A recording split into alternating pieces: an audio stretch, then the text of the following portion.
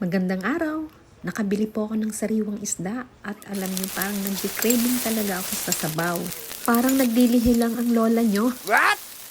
At dahil nga nag-craving ako sa sabaw, eto, naisip ko, magkikinamatosang isda na lang ako. Kaya ito, niluluto ko na ngayon.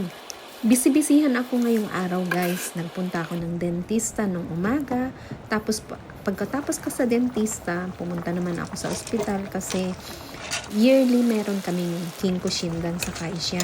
At as usual, laging hikakaru sa akin yung aking kanzo, which is yung fatty liver nga ang results. And ayun, napagalitan na naman ako ng aking doktor. Kasi naman sinabihan niya na ako, huwag akong magtitake ng mga multivitamins. Di ba habang nagkakaedad tayo, ang dami nating gusto.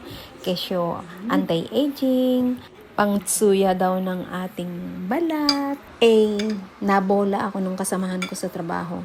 Kaya ayun, bumili na naman ako. At ayan, eto nga ang resulta. Alam nyo, ang result namin, from A to E. O ayan, E ang keka.